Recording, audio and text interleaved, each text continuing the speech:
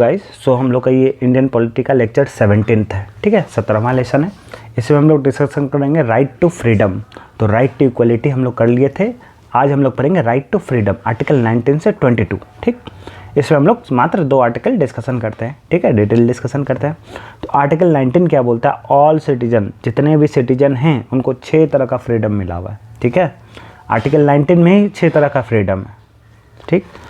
तो उसमें कौन कौन सा तरह का फ्रीडम है, फ्रीडम ऑफ स्पीच, मतलब आपको आज़ादी है कि आप क्या बोल सकते हैं या फिर किस तरह से एक्सप्रेस कर सकते हैं, ठीक है। आप गवर्नमेंट को क्रिटिसाइज़ भी कर सकते हैं, उसका बड़ाई भी कर सकते हैं, ठीक है। आप किसी के भी खिलाफ भी बोल सकते हैं और उसको सपोर्ट भी कर सकते हैं। तो आपके पास फ्रीडम ऑफ स्पीच है, ठीक है।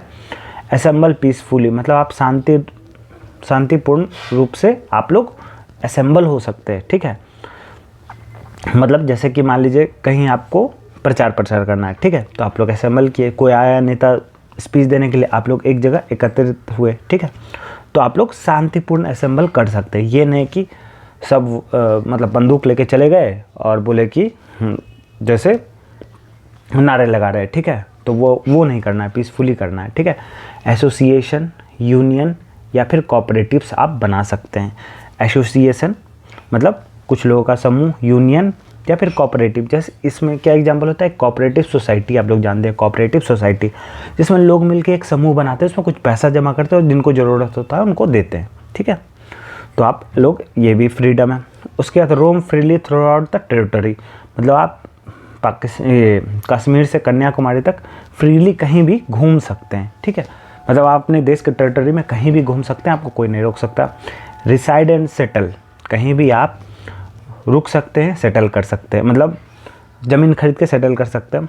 इसमें भी एक्सेप्शन था, जो कश्मीर में आर्टिकल 370 जिसको रिमूव कर दिया, उसमें आप वहाँ भी अब खरीद सकते हैं, ठीक है।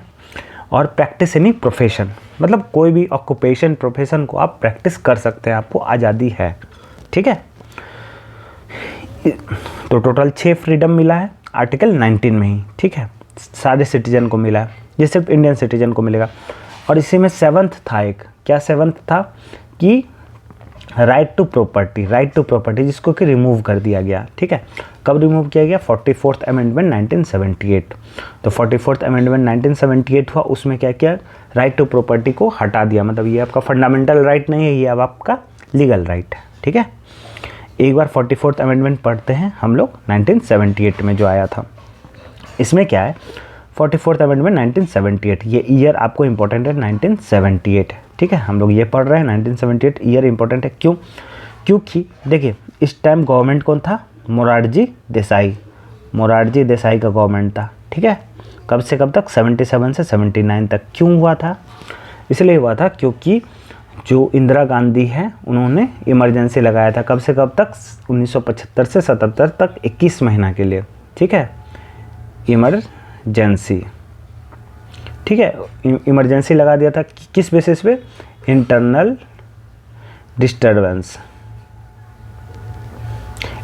डिस्टर्बेंस के अकॉर्डिंग उन्होंने बोला कि हम इमरजेंसी लगाते हैं, ठीक है। तो फिर 1777 में इमरजेंसी हटा, फिर से इलेक्शन हुआ, तो फिर इंदिरा गांधी ऑब्वियस बात है हार जाएंगे क्योंकि वो इमरजेंसी लाई थी।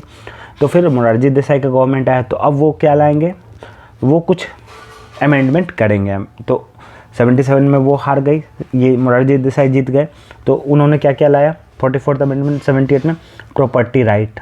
तो जो भी हम लोग पढ़े थे, आपको राइट टू प्रॉपर्टी नहीं होगा, वो लीगल प्रॉपर्टी होगा, फ्रीडम राइट नहीं होगा। इमरजेंसी पावर, जो इमरजेंसी का आप अब्यूज़ कर रहे थे वो अब्यूज़ नहीं कर सकते, ठीक है।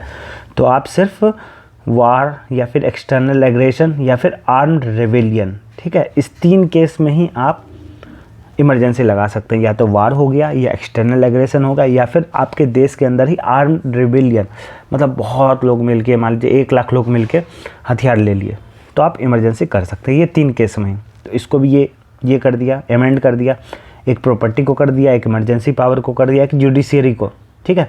तो जुडिशरी को क्या बोला कि अगर इलेक्शन में डिस्प्यूट होता है, ठीक है, तो सुप्रीम कोर्ट और हाई कोर्ट के पास पावर है कि वो उसमें एक्शन ले सकता है, ठीक है। इस तरह से उसके बाद इसमें सबसे इम्पोर्टेंट है ये आर्टिकल 368। तो 368 क्या बोलता है? आर्टिकल 368 में आप लोग कॉन्स्टिट्यूशन को अमेंड कर सकते हैं, कॉन्स्टिट्यूशन को अमेंड कर सकते हैं, लेकिन आप बेसिक स्ट्रक्चर के साथ छेड़छाड़ नहीं कर सकते। वही लिखा है कि बेसिक स्ट्रक्चर ऑफ कॉन्स्टिट्यूशन के साथ आप छेड़छाड़ नहीं कर सकते, और आप तभी छेड़छाड़ कर सकते हैं जब रेफरेंडम होगा और मेजॉरिटी पोस्ट वोट जो है वो उसके फेवर में कास्ट होगा, है ना। तो बहुत लोग नहीं चाहते हैं कि नहीं ये तो होना चाहिए, ठीक है, तो वो आप स्ट्रक्चर में तभी चेंज कर सकते हैं। तो इन्होंने ये 3-4 चीज़ चेंज किया, जो कि आर्टिकल 44th अमेंडमेंट 1978 में था, ठीक है। बेसिक चीज़ है, इतना डीप में कभी नहीं पूछेगा, लेकिन हाँ ठीक है, पता होना चाहिए, कहानी की तरह पता है तो क्या दिक्कत है, ठीक है। उसके बाद जो आर्टिकल 352 है वो डिस्कशन क्या करता है? इमरजेंसी के बारे में। किसके बारे में? इमरजेंसी के बारे में। क्या डिस्कशन करता है कि जब थ्रेटन बाय वार हो, एक्सटर्नल एग्रेशन हो या आर्म रिबेलियन हो, ठीक है, तो ही आप इमरजेंसी कर सकते हैं, ठीक है। और जब प्रेसिडेंट सेटिस्फाई हो कि सेफ्टी ऑफ इंडिया खतरे में है, प्रेसिडेंट साइन करेगा तभी जाके होगा, ठीक है।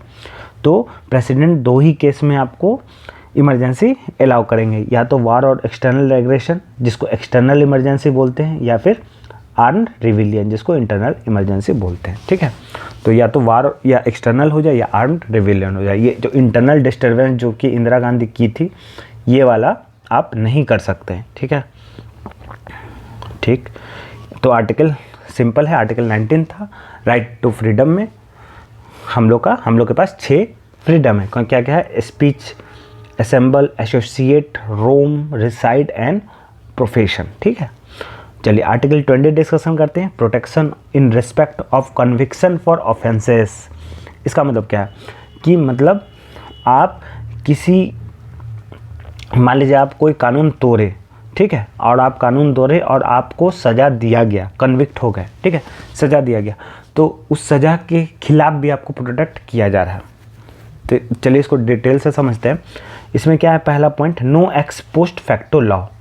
No ex post facto law मतलब convicted according to present law, ठीक है। मान लीजिए आपके देश में आज चोरी जो है वो लीगल है, ठीक है, चोरी इलीगल नहीं है, और आज कोई आदमी चोरी कर लिया, ठीक, और कल सरकार कानून लगाती है कि जो चोरी करेगा उसको हम जेल में बंद करेंगे। तो जो आज चोरी किया था उसको जेल नहीं होगा, ठीक है, क्योंकि लॉ तो कल बना, ठीक है। तो लॉ बनने के बाद उसके पहले जो भी आदमी जो गलती किया उसको उसके लिए सज़ा नहीं मिलेगा, ठीक है। तो आपको तभी कन्विक्ट किया जाएगा, तभी आपको जेल में डाला जाएगा जब आप प्रेजेंट लॉ के अकॉर्डिंग कुछ गलती करते हैं, ठीक है। और नो ग्रेटर पेनाल्टी, मतलब ऐसा नहीं है कि मान लीजिए कि आप कोई क्राइम कर दिए, ठीक है, मान लीजिए कोई चोरी कर लिया, उसका सज़ा 1 महीना का है और आपको दे दिया 1 साल का सज़ा, ऐसा नहीं कर सकता है, ठीक है। जितना पेनाल्टी दिया गया है उतना तक ही लेना है, ठीक। तो ये आपको प्रोटेक्ट कर रहा है, मतलब अगर आप क्राइम कर रहे हैं तो क्राइम के अगेंस्ट आपको प्रोटेक्शन दे रहा है, ठीक है। नो डबल जियोपर्डी, ठीक है, ऐसा नहीं कि आप एक बार चोरी किया उसको सज़ा आपको 10 बार मिल रहा है, एक बार का सज़ा, एक गलती का सज़ा एक ही होगा, ठीक है। और नो सेल्फ इंक्रिमिनेशन मतलब आप अगर कोर्ट में जाके बोल रहे हैं, ठीक है, या फिर आप को कोई कंपेल कर रहा है कि आप खुद का गवाही दे कि हाँ हम चोरी किए, तो उसको नहीं माना जाएगा, ठीक है। तो जो कि उसको कंपेल किया गया है विटनेस को कि तुम अपने खिलाफ ही ये दो, बयान दो, उसको नहीं माना जाएगा कोर्ट में, ठीक है। तो सिंपल ये आपको प्रोटेक्ट करता है कन्विक्शन फॉर ऑफेंसेस, जो कि लॉ नहीं है उसके लिए कन्विक्ट नहीं कर सकते, ज़्यादा नहीं कर सकते, डबल नहीं कर सकते, और ख़ुद के खिलाफ आप ये नहीं कर सकते, मतलब ज़बरदस्ती आप अपने खिलाफ ये नहीं कर सकते हैं, गलत नहीं बोल सकते, ठीक है। तो ये 2 हम लोग आर्टिकल डिस्कशन कर लिए। नेक्स्ट वीडियो में मिलते हैं तो फिर नेक्स्ट डिस्कशन करेंगे। Have a nice day, thank you.